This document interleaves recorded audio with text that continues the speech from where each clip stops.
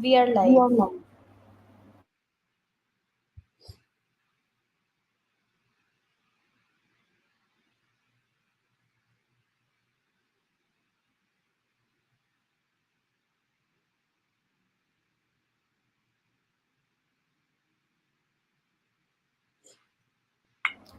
Anil, you are mute.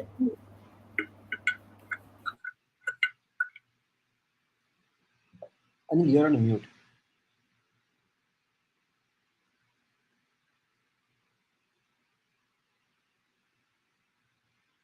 Uh, Anil, we are unable to hear you. Anil, we are not able to hear you. You're on mute.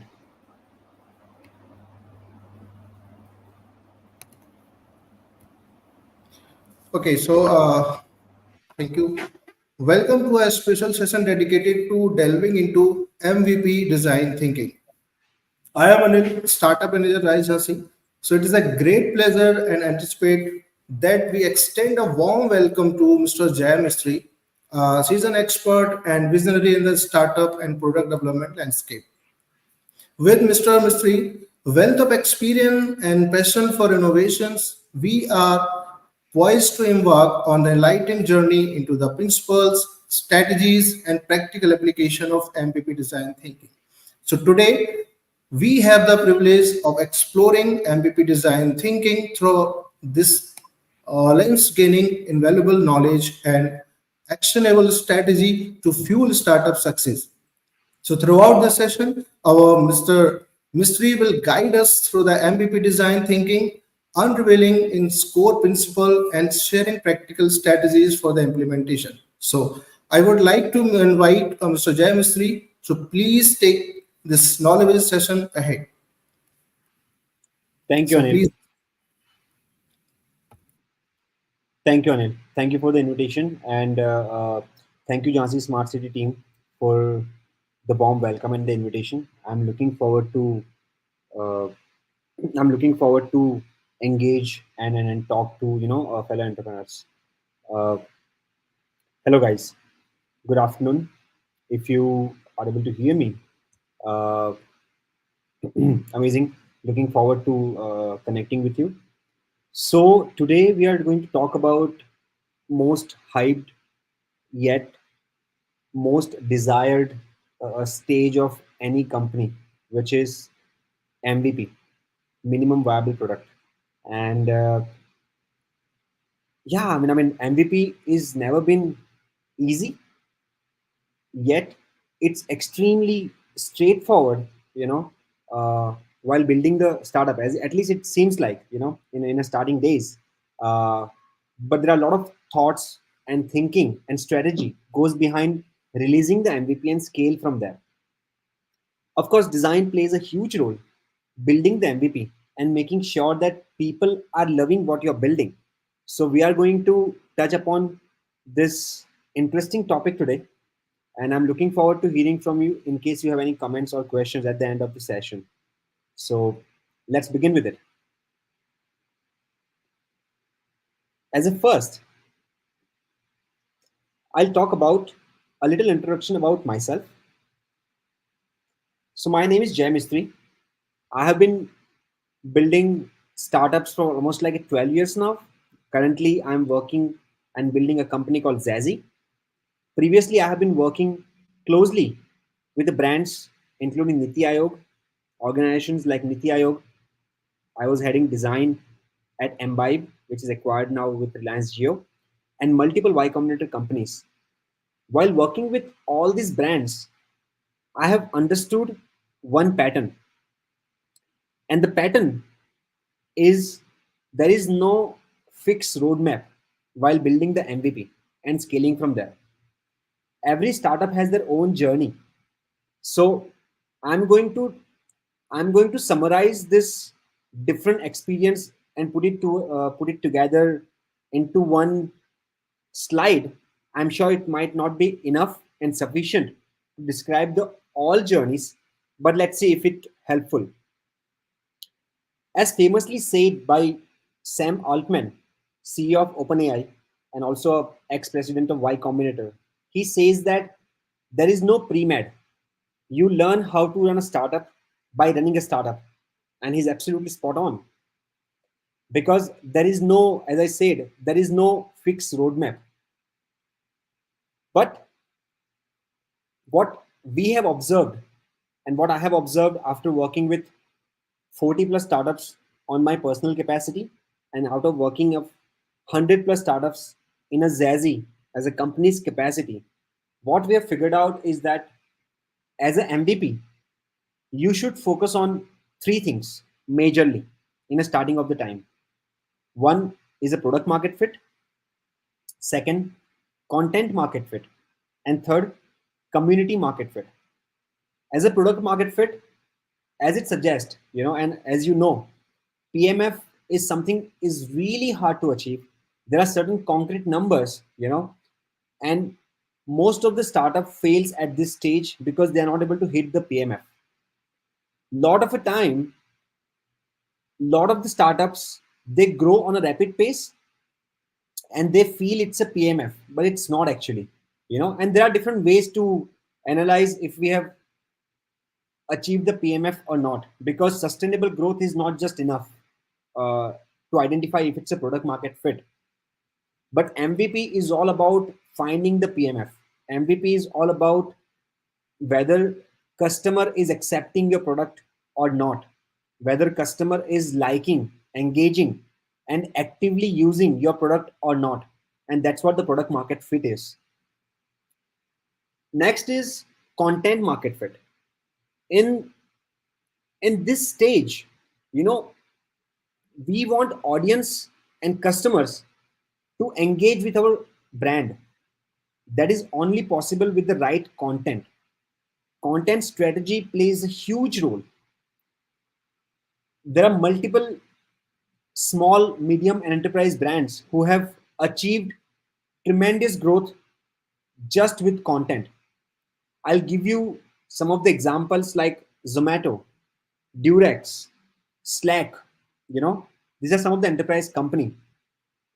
If you want to understand, I would not say early stage startup, but if you want to understand startups who are nailing this content game, which are Fold Money, one of my favorite, and Arc. You must have heard about Arc browser. There is another startup called Perplexity. But they're more into product market fit than a content market fit. But I would suggest go check out Arc, Fold Money. They are nailing the way they are delivering the content, because the content is all about how people perceive your brand, how people believe in your brand, and how you motivate other users to use your brand. So that's about a content market fit. And the last one is a community market fit. In the first 90 days, your focus should be to create as larger community as possible for your brand, for multiple reasons.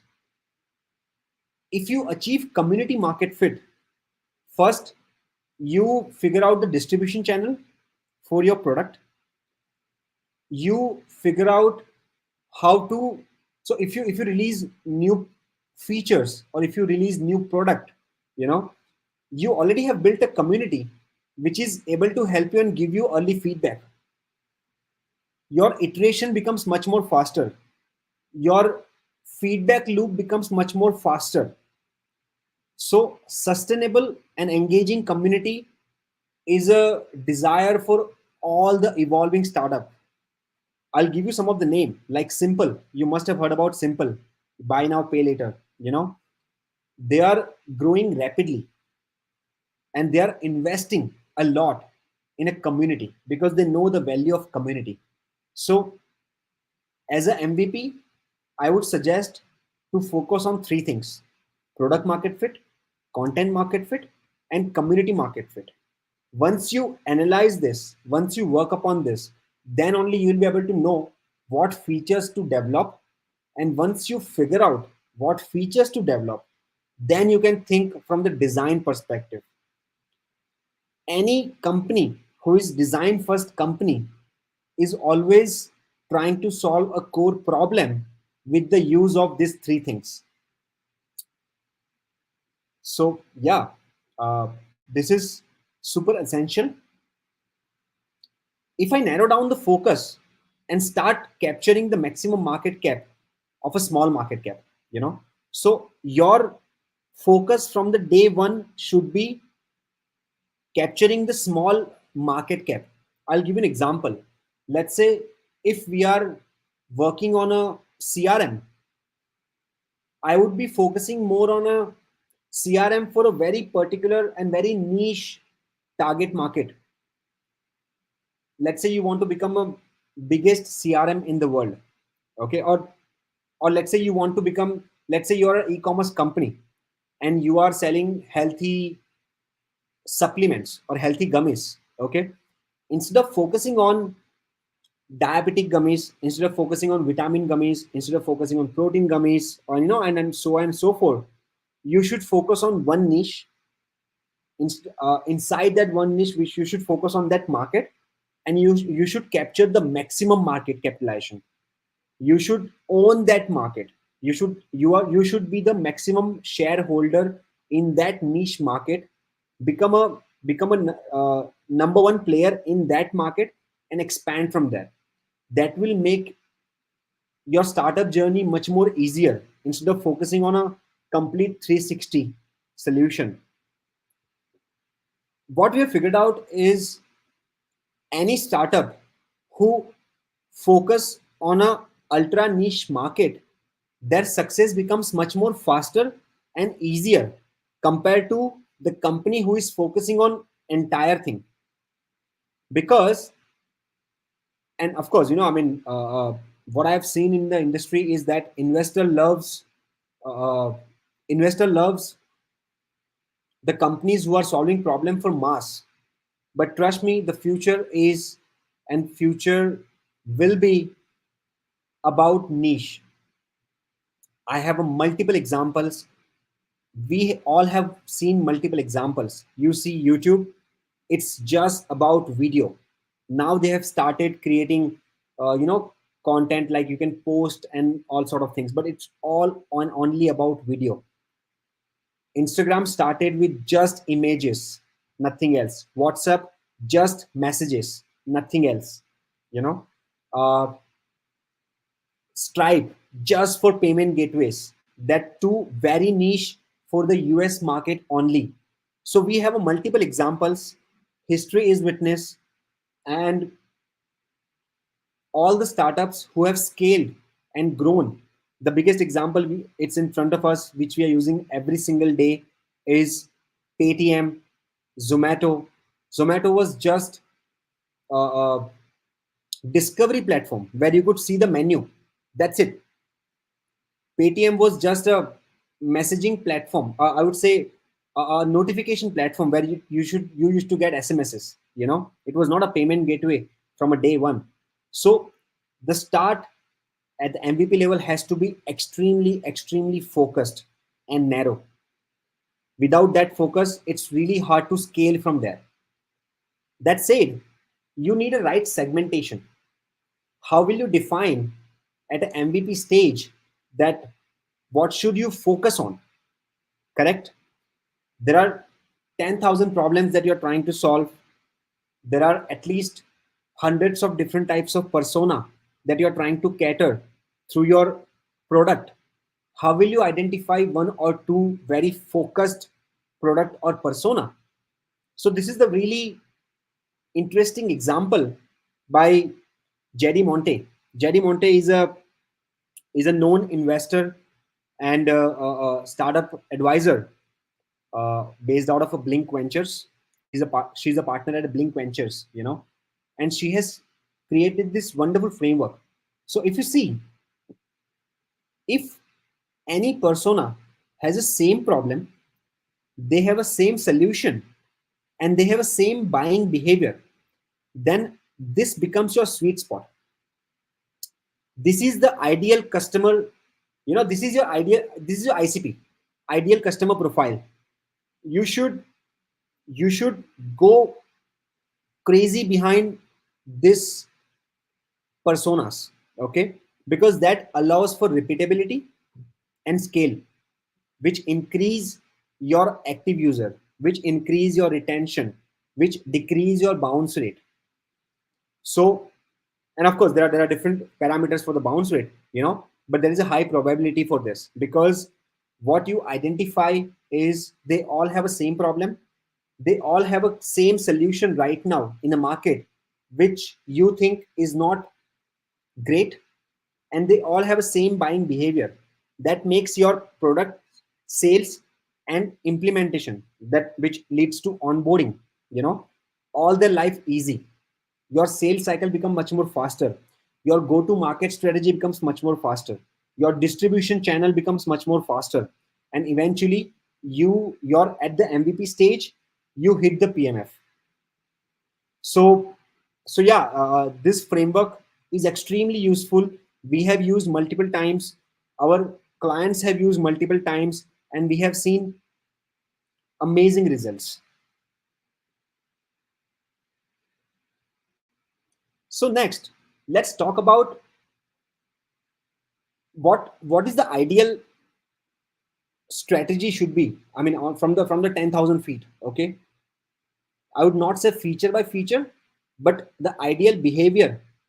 So speed and segmentation is the essential part of MVP. We already have seen the importance of segmentation. Now let's talk about the speed, because so we all have heard about, in startup we need to have a rapid growth. In a startup we need to have a we need to ship faster, right? We need to have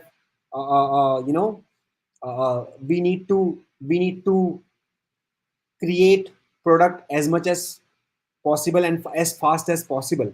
Okay, all these things are correct, but what is important, the most important thing for the startup at this scale, on an MVP scale, is identify identify the problem, identify the niche, identify the segmentation, identify the feature list that you want to release in a phase 1, phase 2, phase 3.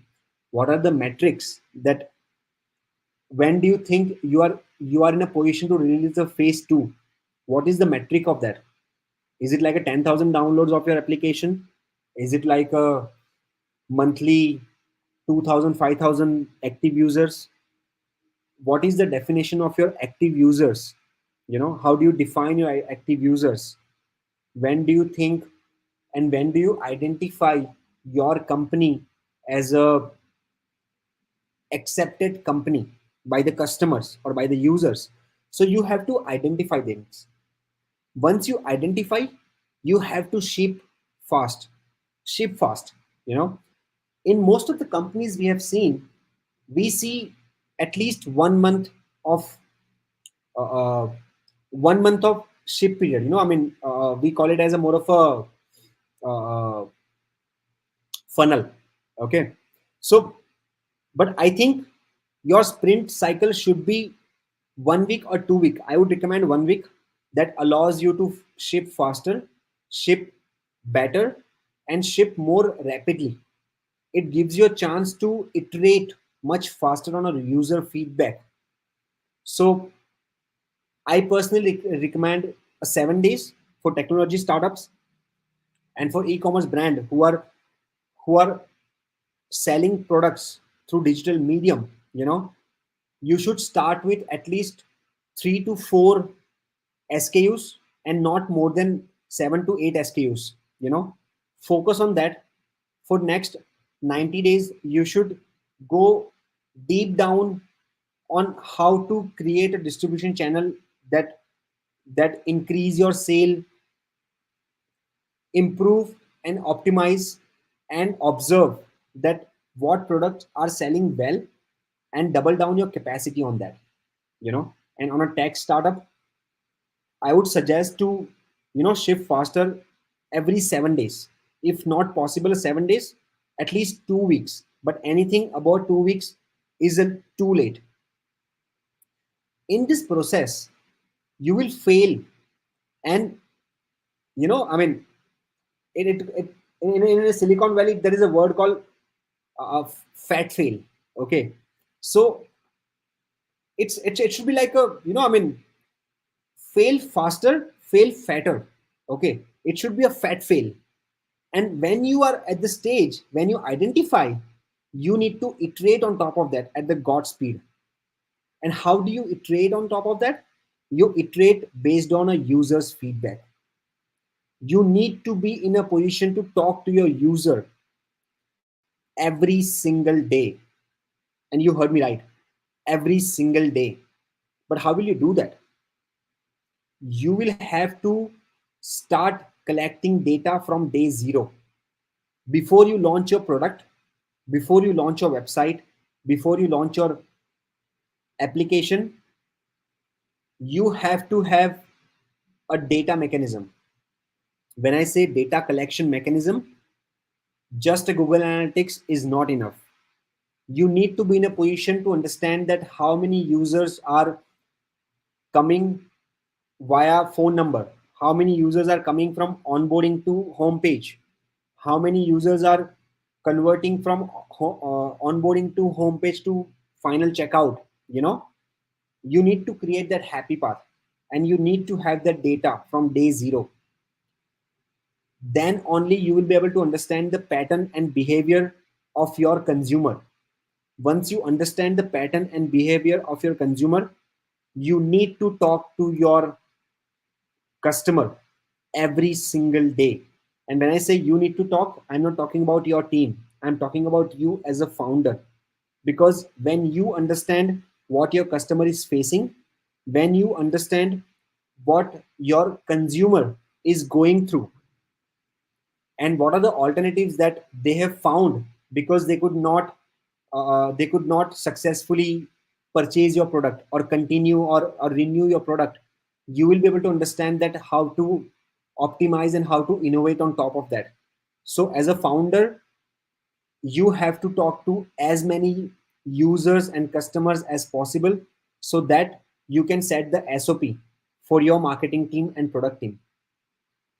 So lot of the founders make a mistake that they assign this activity from a day one to interns or new joining, because we understand that these people, let's say for example, I'm starting a startup, I have hired a 10 years of experience person, and I'm asking him to run this activity and lead this activity.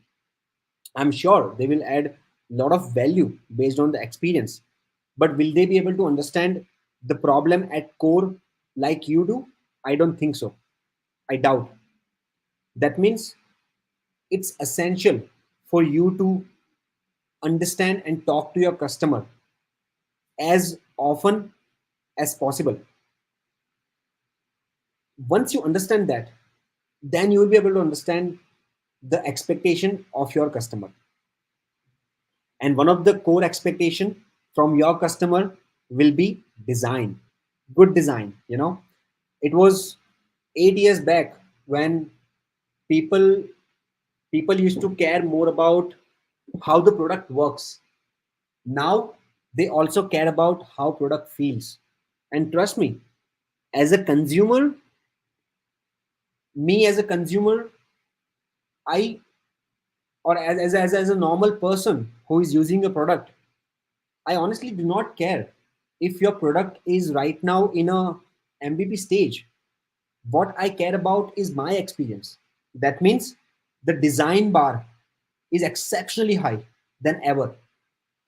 People want very polished and very professional product which they can trust upon. But it's nearly impossible to create a complete product which you have envisioned, like down the line 5 years or 10 years, whatever the goal is for the company. You cannot do that from day one. That means, and this is where segmentation, finding a PMF, prioritizing, and talking to customer becomes much more important. So you get to know what problem we need to solve, and you need to focus and create a strategic plan for those design to go out in a market. So When we talk about design focus, because one of the word I have used just 2 minutes back is design first company. And I mean by that, we have a multiple examples. We have Airbnb, we have Zomato, we have Apple, and there are tons of new emerging startups coming, which are not tech focused, but they are design focused. You know, design focused startups has a higher chance to win because they understand the core needs. They solve the core needs in a more creative and a professional way, and people enjoy that. People add emotion to that. People has a subconscious equity with your brand that brings a loyalty to your brand. And when I say design focus, narrow audience, segmentation, data, and features priority will help you focus on less but the best of quality for the end users. And when you deliver this, when you solve one problem, but you solve it in a right way and a solid way, that's when it becomes essential for user to keep coming to your website, platform, or application and keep using that. And that's how you increase your traction. That's how you increase your footprint in the industry. So in this process, one of the very interesting thing that we have heard always, which is future proof design. So and I get to ask this a lot of a time, especially when I talk to design schools or universities. They ask me, what do you mean by future proof design?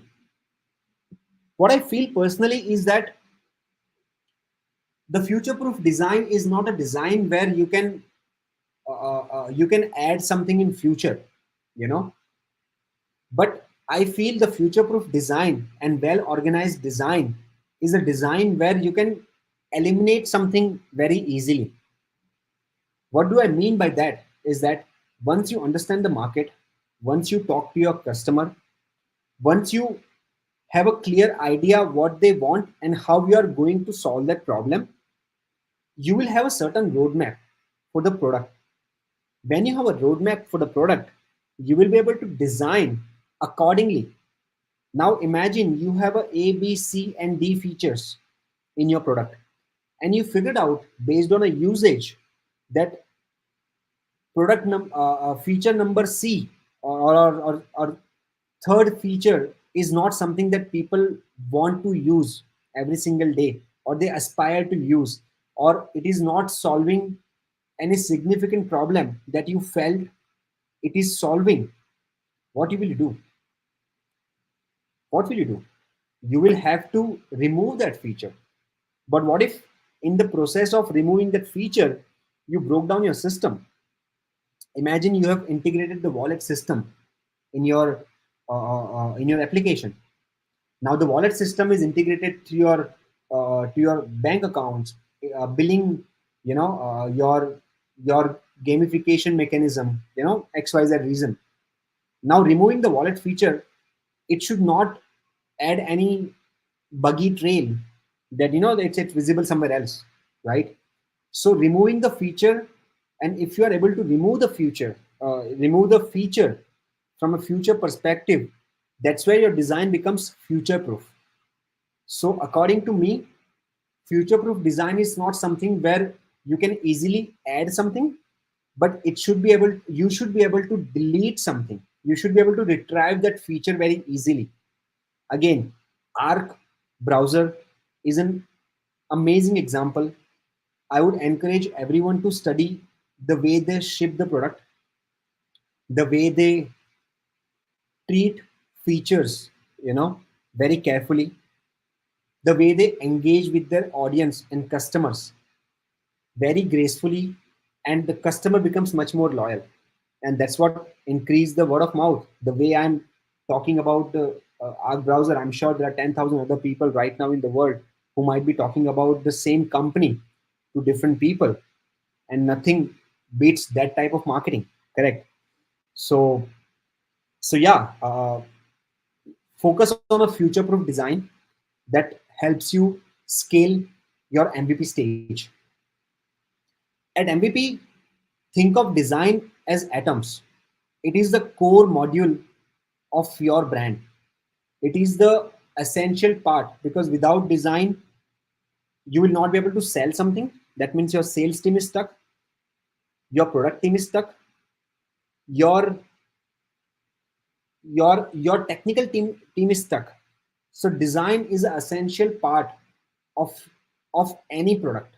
At MVP, think of design as atoms. Changing this will change everything. So be very mindful about what you change on your platform. And again, as I said, it has to be with the user data, user discussion, user interview, and primary research. At this stage, secondary research will not help you. You have to do primary research.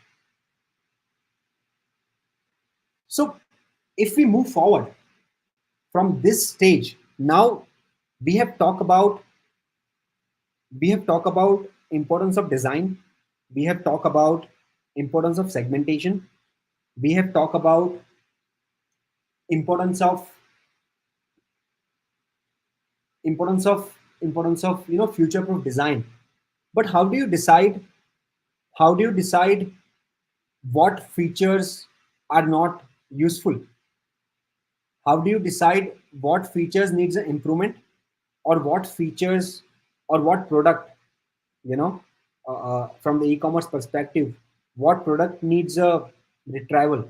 Okay, it can be multiple, reasons, not limited to this, but these are some of the major reason, which is poor usage pattern. That means from the tech perspective, tech startup perspective, the user is not able to understand your product, user is not able to figure out how to use the product, or there is no right need.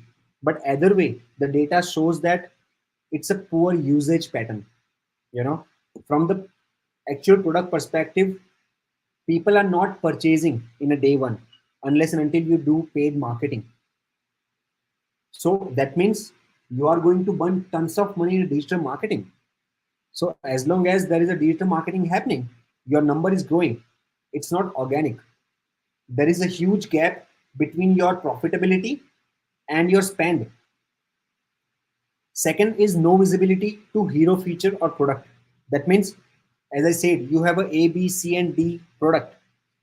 A product or a feature is your hero product, which you anticipated to be a star of your company, but there is no visibility. People are not utilizing that product more often. Third one is a poor retention rate. Imagine you have 100 customer, only 2 customer is your repeat customer. That means every single month you are going in a market acquiring new 98 customers. So that's a that's that clearly shows something is wrong. And the fourth one is a very low active users. Now again, as I said earlier, you need to define and identify your parameter of active users, and then you have to figure out what is the active user count looks like for your brand. So so yeah, these are the 4 patterns when you decide that you need to improve and listen to your customers, and if requires, retrieve or delete certain features or product from your overall offerings. So as I move forward, as we discussed and now we understood the importance of talking to customers and a primary research, and just to emphasize much more, your customer needs to be in your speed dial. Because of this previous slide that we talk about the 4 major reasons, you will only be able to know this when you know your customer. So research, talk to your customer, collect the data, talk to your customer. Your cycle should be, as a founder, research, talk, data, talk. you know Your customer has to be in your speed dial. If your customer is not in your speed dial, it's really, really hard for you. And now, imagine that you are talking to your customer, you have figured out your product. What becomes much more essential at this stage is onboarding. You have to be best at onboarding. People say first impression last, correct? So you have to be best at onboarding. You have to onboard your users in a seamless way. That said, if you are a B2C tech brand, minimize the hurdle as much as possible. You know, you have to. So I have seen the trend in a market where you give multiple options. You give an option to log in or sign up with phone number. You give an option to log in and sign up with Apple, or you can connect with YouTube, or you can connect with Google. Now certainly it increased the possibility of, or feasibility of your customer to onboard much more faster. But will it help you? What if you say that I just want to have Google and phone number, that's it? What if you say that I don't want a phone number, I just want to Google and Facebook or maybe Slack? You know, again, just thinking out loud. But what I'm trying to say is, be very mindful and reduce the friction at the onboarding stage. Don't try to ask all information all at once. Your first priority has to be that user creates an account and use the product.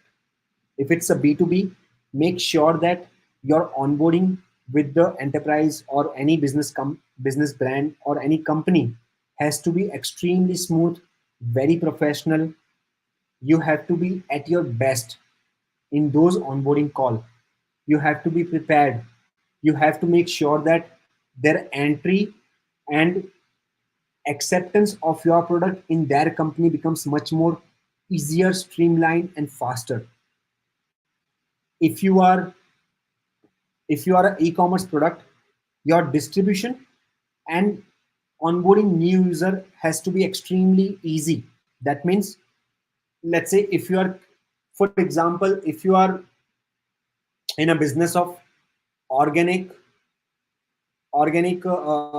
face wash, which is costing, or let's say which is costing at, let's say, 299 rupees, you have to figure out that how can I create a mini version, a sample, which people can use at just 29 rupees or 49 rupees, which is affordable.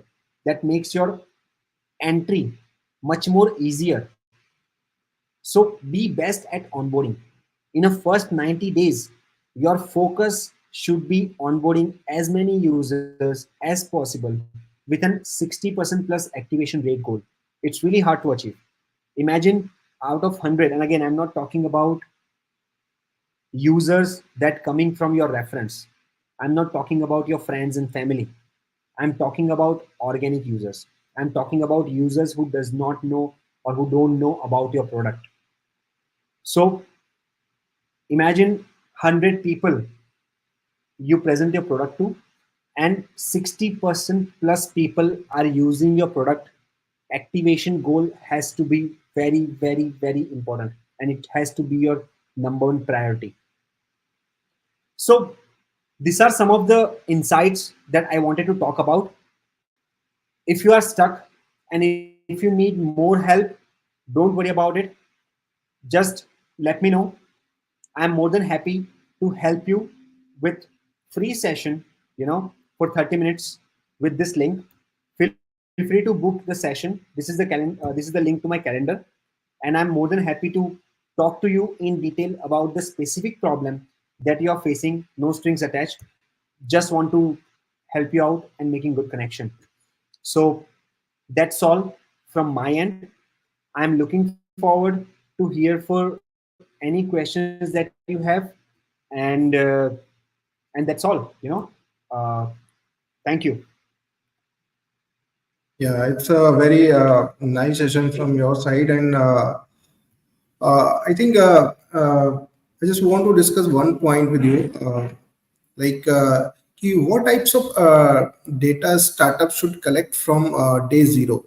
Like we have discussed about that key, we need to collect data from day zero, right? So Hmm. what type of data they can collect for the MVP?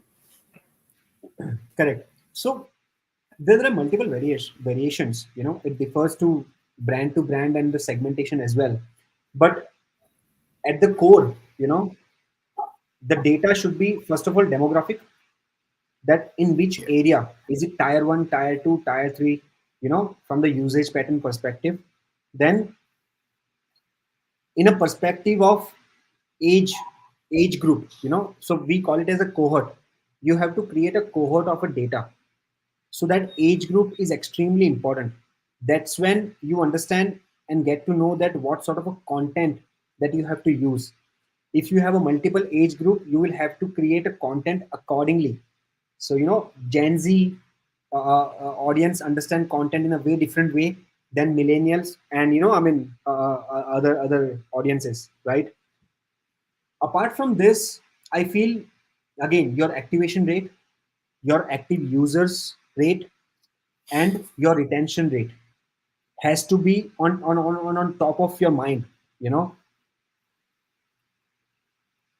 there are a lot of, for an e-commerce brand, what is important is cart recovery rate and the bounce rate.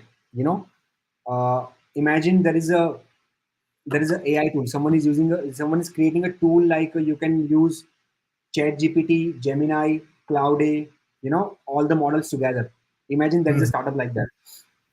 In that case, you need to have, I mean, usage per user per week.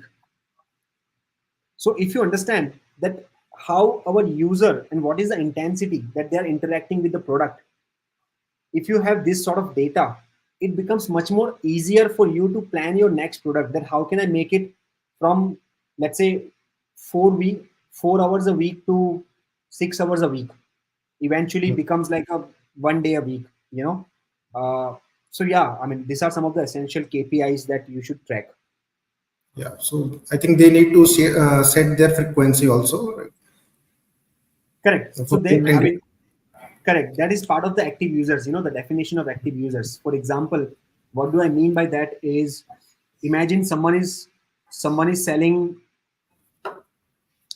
organic food item, okay? Then organic ice cream, okay? That means, of course, it's a seasonal, because in winter, I doubt a lot of people will will eat, I mean, consume ice cream. But in summer, there are a lot of people who are going to consume the ice cream.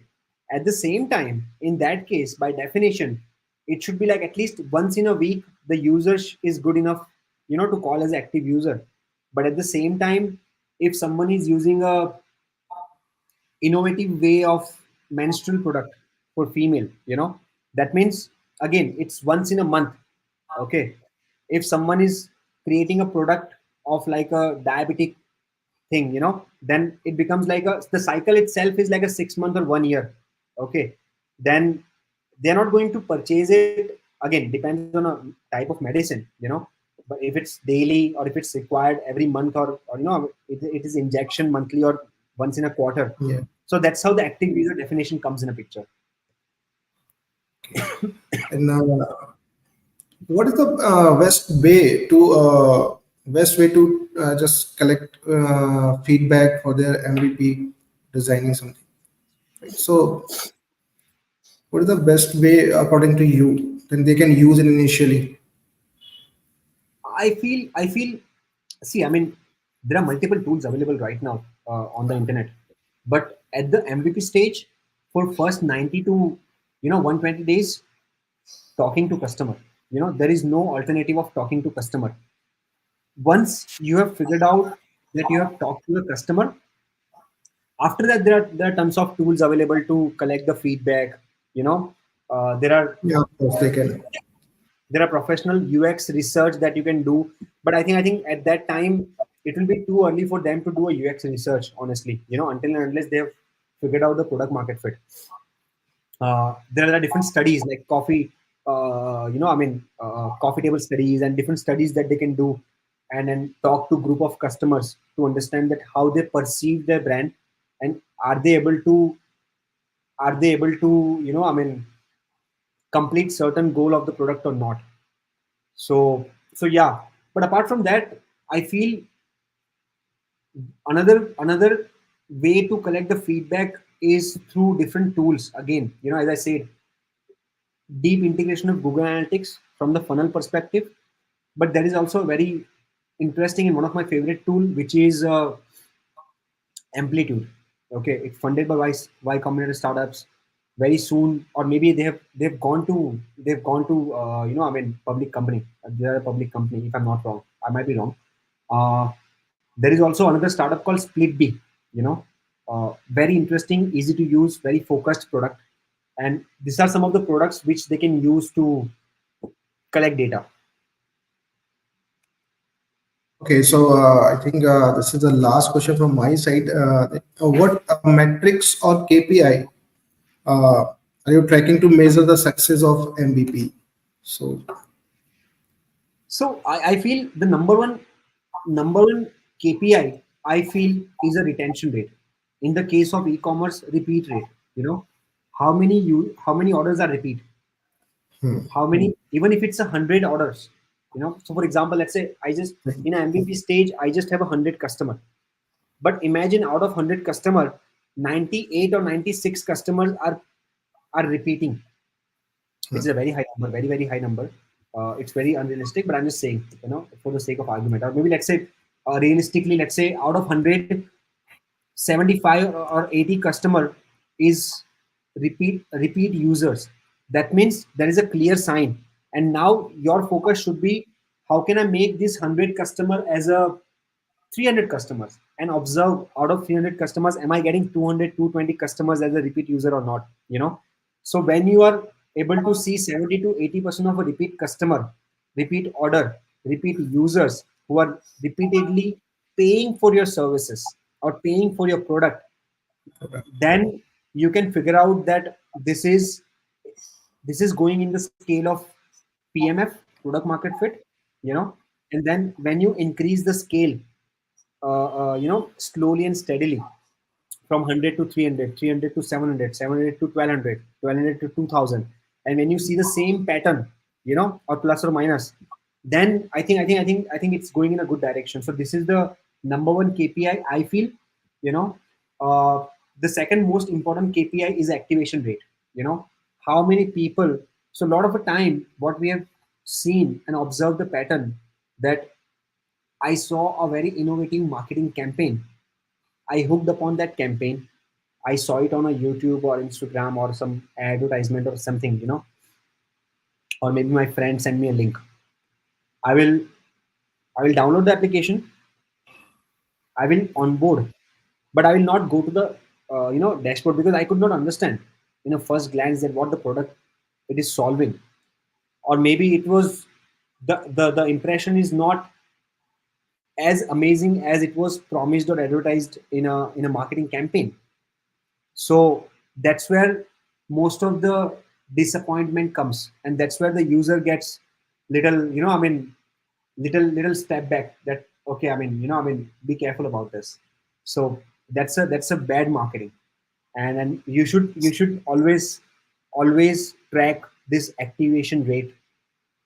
Very important, very very important. yeah, so I hope all the startups now everything is clear to you all. So once again, I just say thank you so much to everyone for your participation, and I look forward to our paths crossing again in future endeavors. So until then, farewell and best wishes for your continued success on your entrepreneurial journey. So thank you so much for Mr. Jay Mistry for being here today, and it's very interesting session with you, and all the startups get the special knowledge from your side and your experience also. Thank you, So thank you. Thank you for the invitation. I am delighted and happy, and I hope that it has helped, even if it helps, just a one startup, and if they can thrive and grow, amazing. Many wishes, and all the best to all the fellow entrepreneurs. And if they ever require, I'm reachable on LinkedIn. Looking forward. Thank you. Yeah, definitely. I'll share your profile links to every startup so they can communicate to you for the communication. Right. So Wonderful. thank you so much. Thank you so much once again for being Thank here. you. Thank you once again.